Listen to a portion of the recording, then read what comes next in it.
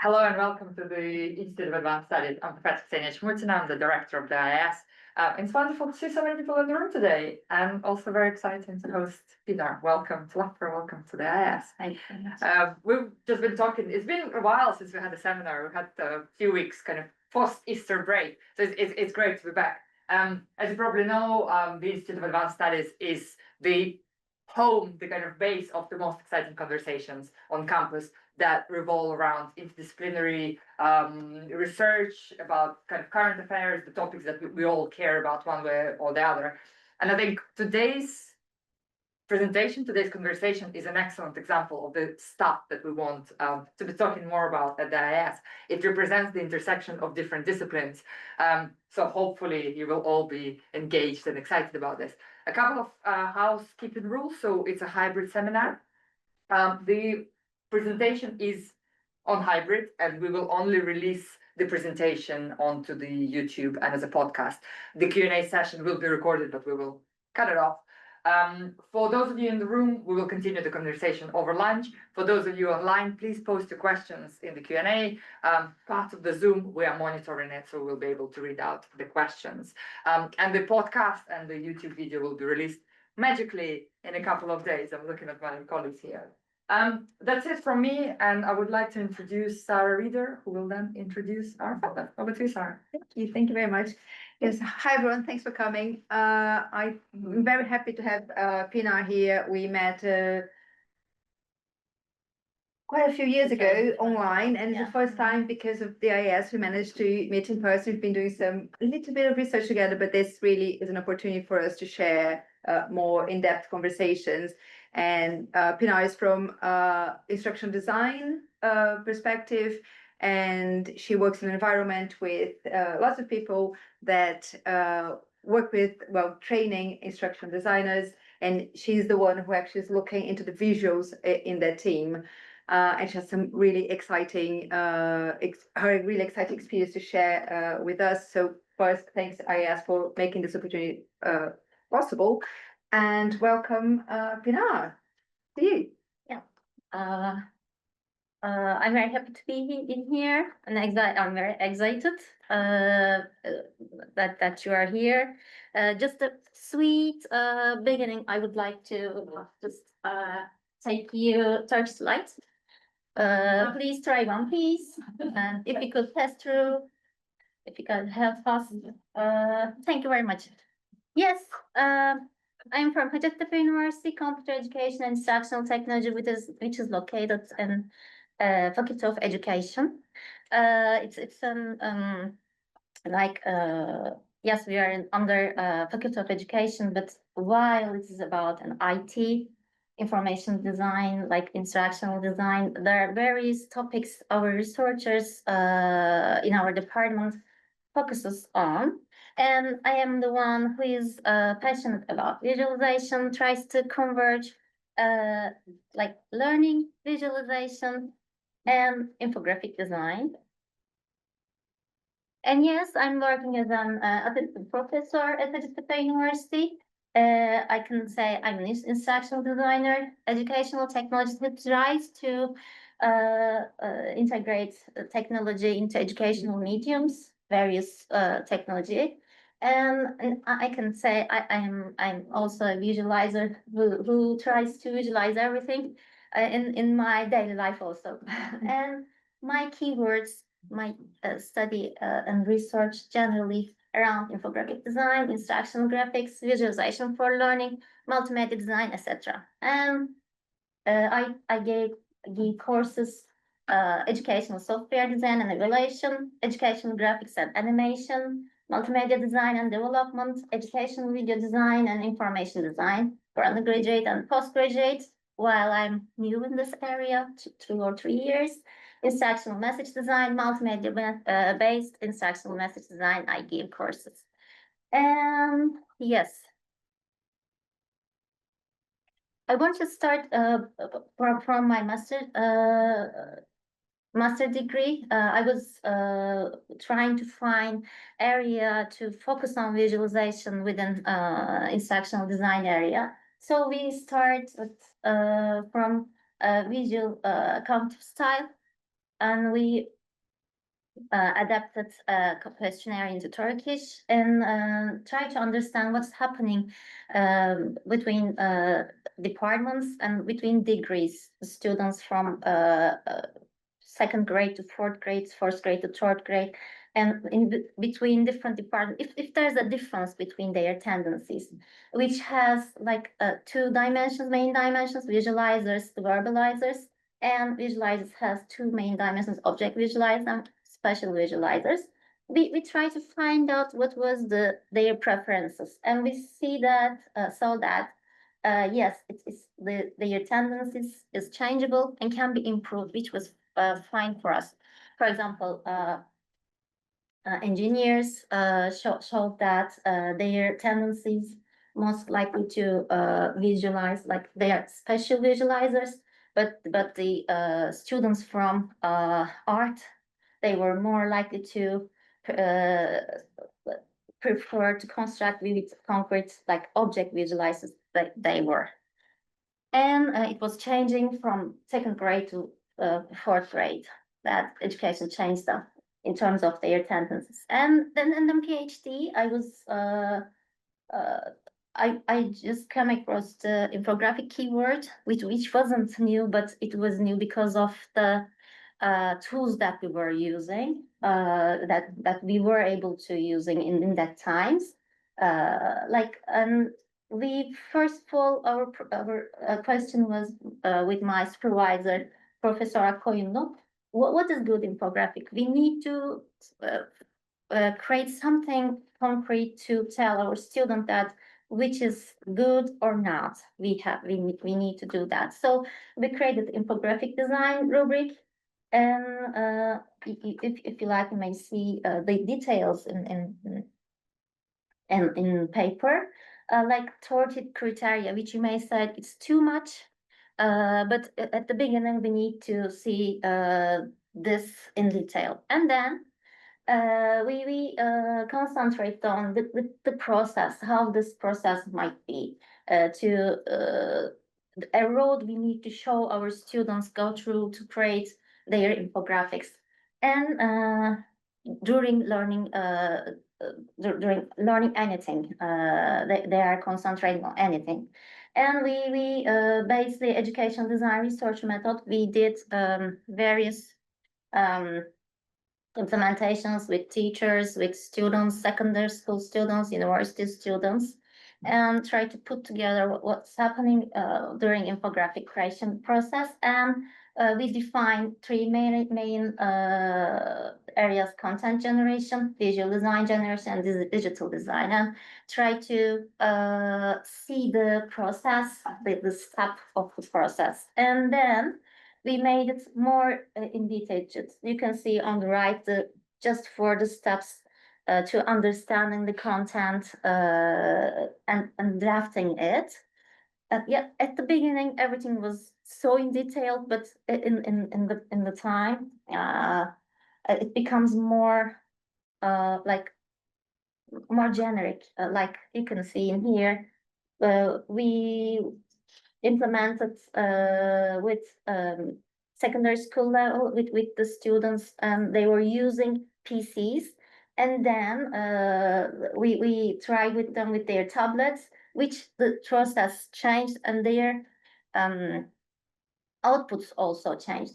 We saw, and those examples from the implementation, which was done with their desktops, and it was a longer design period and detailed draft they were creating, which also we got their we did interviews with them, and their like what was good, what wasn't good, SWOT analysis we did with them, and then we revised the process, and it was with their templates. The process was with their tablet, and shorter design period we implemented with them and create drafts. And while they are in Turkish, but I can say that it's, for example, about chemical bonding, that we did those in their learning process, integrated into their learning process. And another topic, collaborative visualization was also I was very interested in, because I think it's an important point to create knowledge, the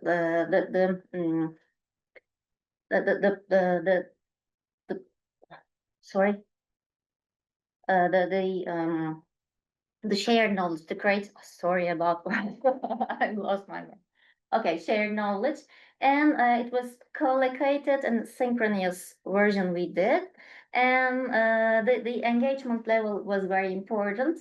Those were the steps, initial steps that I was trying to put together the idea of collaborative visualization with infographic design, and while in the process that I was planning to implement, they need to view, interact, explore, and share and create what they are doing, but in the same room, in the same place, by using the same platform or PC, etc. And I was lucky that I had chance to be with Bridge 21 team in TCD. We and I was again lucky too that I can implement. I did 3 implementations there about creating infographics collaboratively, and those were the visuals from the area of their area, CRITE area, that they are doing Bridge 21 projects with students. And the photos on the right side is from our implementations on infographics, creating infographics. And we developed this model by integrating infographic design model into Bridge 21, which is a collaborative technology mediated model. And this was the last point that we got at the end of revising. 3 times we revised the model and the process. That was the model we proposed, and we simplified the rubric, which was just criteria, but we simplified to make students more easily to use. And the right side, we also published this to the teachers that they can use if they want to in their courses. And some of examples from their infographics that our students created. They were collecting numeric data by creating their own questionnaires. So it was 1 day long workshops. And I think they were great because they were secondary school students, and it was the first time that they were doing something like that.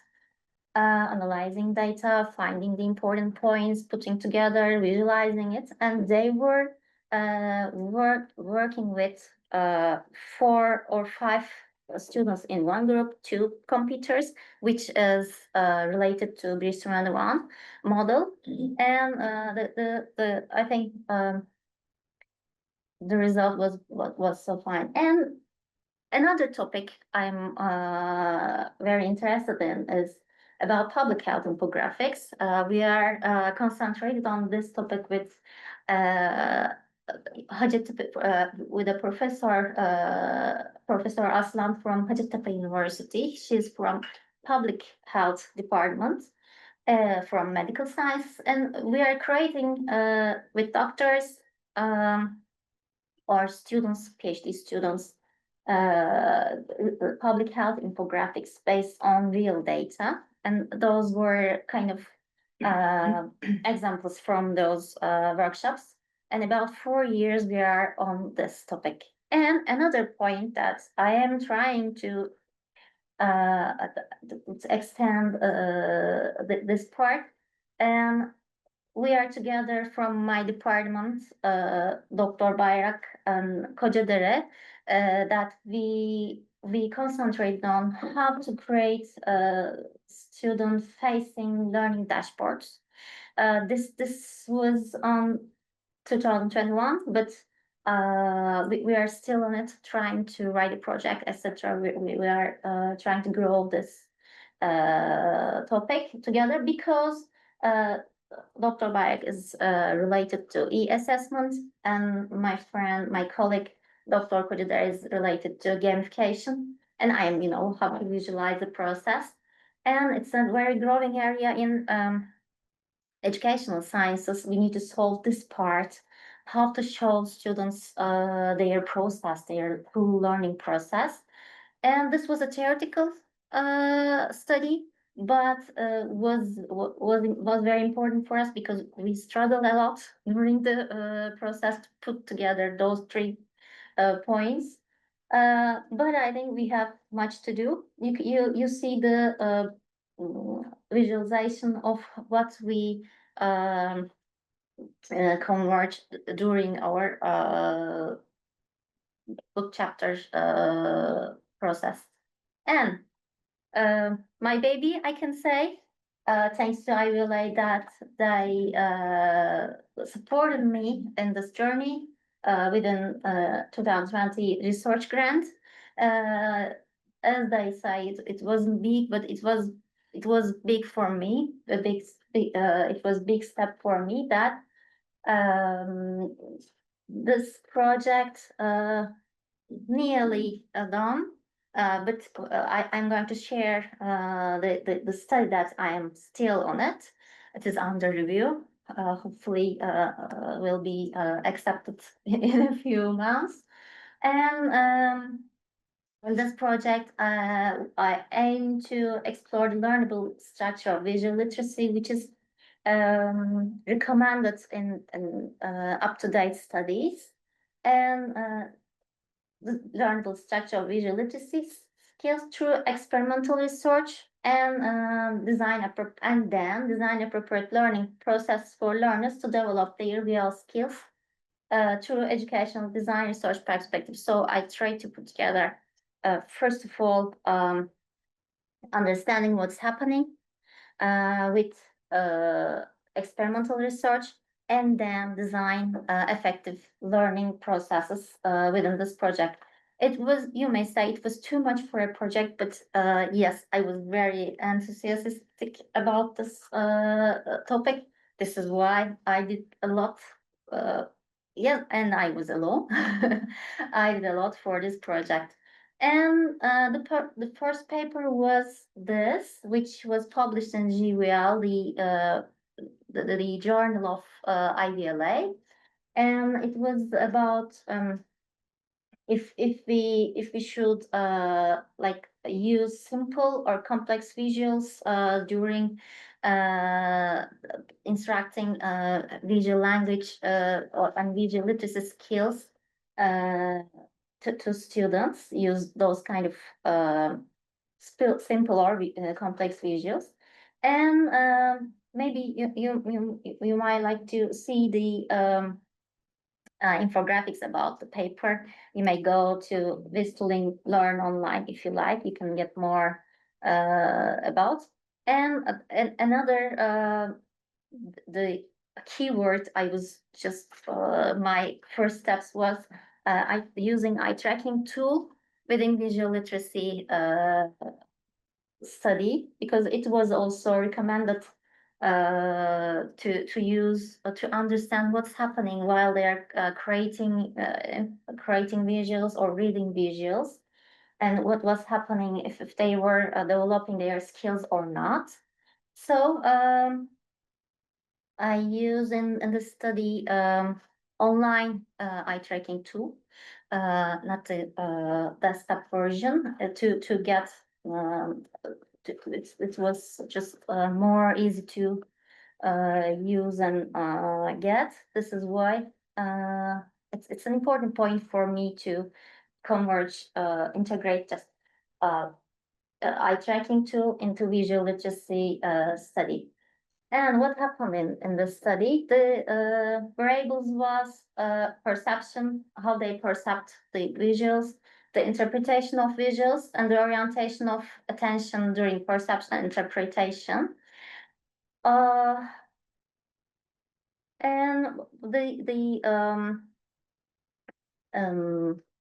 yes, and we conducted pre-test, post-test controlled group experimental design.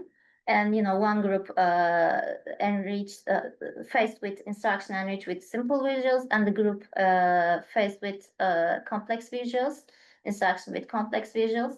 And we just take the data between and pre-test and post-test, both with the online eye tracking tool. And there's an example in here, simple version of the infographics and the complex version, those two groups interacted with.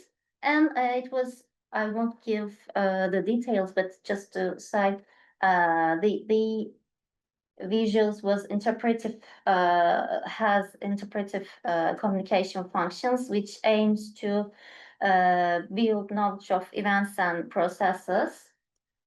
And like those kind of visuals you may see in here, like photosynthesis, how bicycle pump works, etc. You may see in here like how gas law works. And for the data collection, it was an important point for me because I wanted to use more directly, get information more directly, not just getting their answers from what they've created from like rubrics, by assessing with rubrics. I want to get more direct data. And in here, I came across with DNA in the summer school of IEEE, where Sarah, I came across and met with her and start studying. And what was with DNA? Thanks to Live and Yuri, that they were very welcome to my questions. They were answering all of my questions. That it's not easy to understand framework. I think you need to be read deeply and catch the what they were trying to propose. You can see, if you like, you can go into the publication, because I won't give the details. But the point was, there were visual encodings. First of all, you need to define what kind of information you are going to propose in your visualization, and then you need to determine by which visual encoding you are going to make it visual, and then you need to choose and find your visual components that you are going to use in a very quick. I can say this.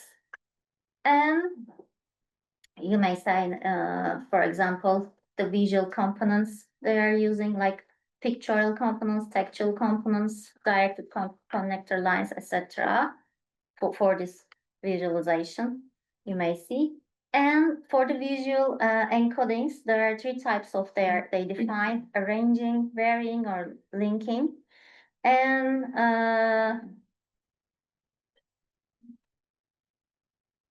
in here, you may see the examples, like for picturing, that they were iconic drawings, and for ordering, there is an order in the information, or connecting, that you use connector lines to define something with labels.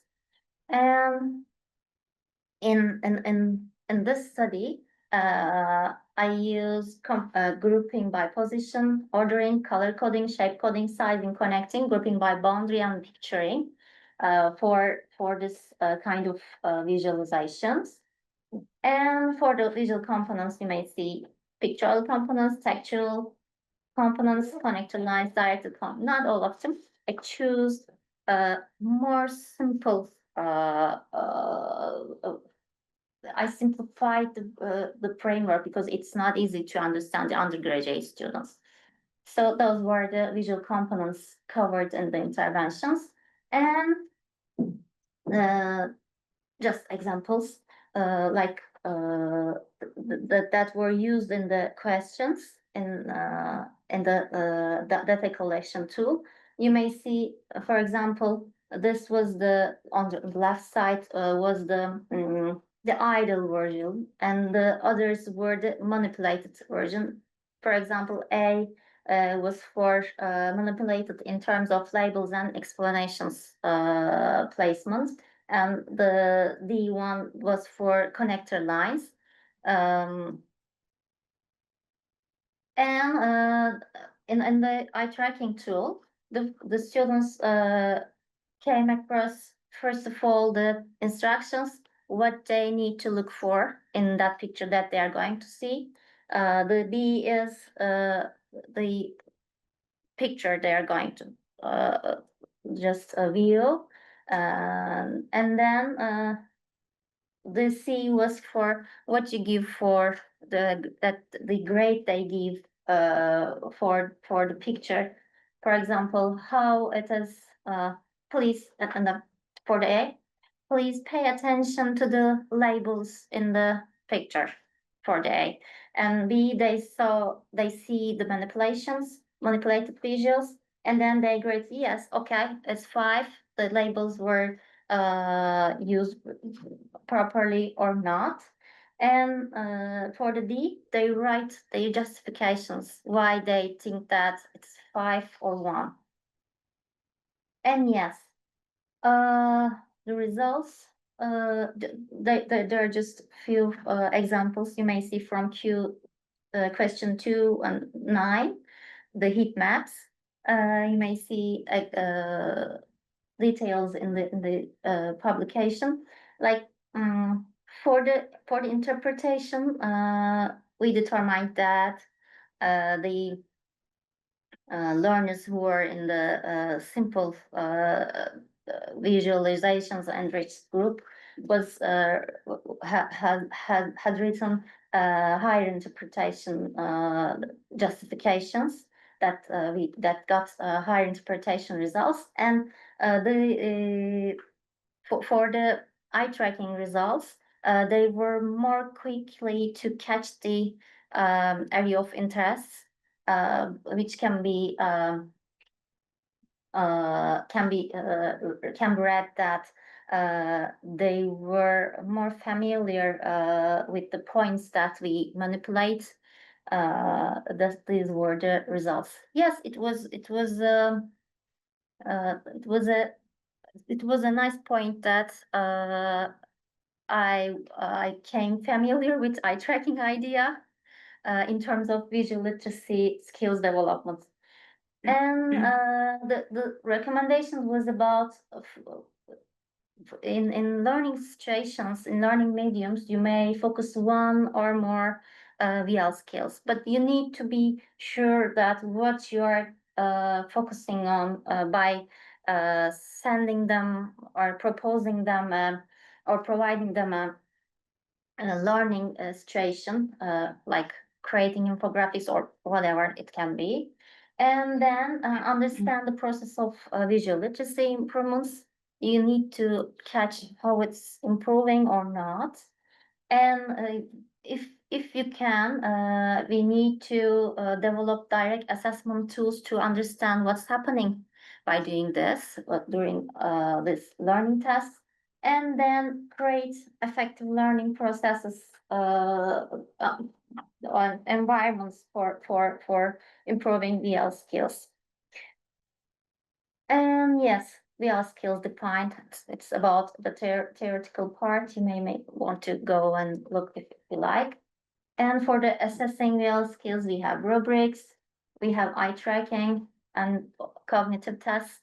That it was the point that I tried to go further from my PhD, which where we use rubrics. In this project, we use eye tracking and cognitive tests, which was a, I think, important point for visual literacy. And now I can give details, but I was more familiar with the idea. This is the second and the last paper of the project, which is under review. But this is from a presentation that I've done in IVLA, which was the initial steps of the second study of the project. And I was willing to understand if we make our students to do a visual interpretation practice collaboratively, which will this be affect more or not? Again, the experimental research, very similar procedure I have conducted in here. And I can say that, yes, and the visual encodings and visual components was very similar, but there are small changes because I dropped some of the visual encodings because I was more familiar with the idea, and it wasn't easy to analyze the data while I was using a lot of visual components in the previous study, in the first study. So I was more experienced about that, and I dropped some of the visual encodings, and like I was asking 12 questions, something like that. I asked decrease the questions to. And yes, I can only say that yes, I got something valuable about this idea, which I'd like to go through. Collaboration matters in visual literacy skills development. If this publish in a few time, I'd love to share with you then. And yes, with Sarah, I'm very happy to meet her. That I find a very good connection. That thinking like myself, trying to catch a point as me. And I had a question in mind, like this is a problem for us, for non-designers. Non-graphic designs, maybe I can say. Our students have difficulty all the time about color. That I asked her that if we can find a way to make them use colors more effectively, then we developed a rubric. We analyzed the learner-generated infographics and try to find out difficulties they faced in that study. And yes, this was a presentation again in IVLA, and maybe we can go further about this point, like creating tips, pre-learning activities, because you may say it's not a very big point looking from here, but while you are creating, it's a very big point that students want to pass more easily to catching the important the proper colors. Okay. And for 2024, I was very excited about this, that I got invitation from the editor of GVL, Dr. Avgerno, that maybe we can do something, some special issue about infographics. And it's a new baby.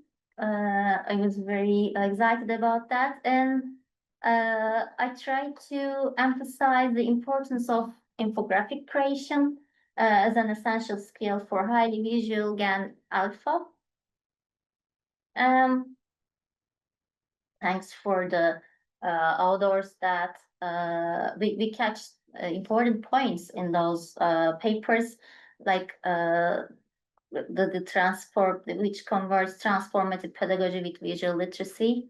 The challenge they are facing, the higher education students during creating infographics, or sequential analysis of the design process. This was a good point to go through. Like as I said, direct assessment methods. We need to understand what's happening during their design process. And the difference, a paper which focuses on the individual and collaborative process, difference between those, trying to understand was a fine study, and then a bibliometric exploration on for what's happening about infographics as tools for visual literacy in education. It was a nice study to, they came together, I think, as a mosaic to show us a way about infographics and learning. And another topic, it's a new area that I am interested in with my students, master degree students.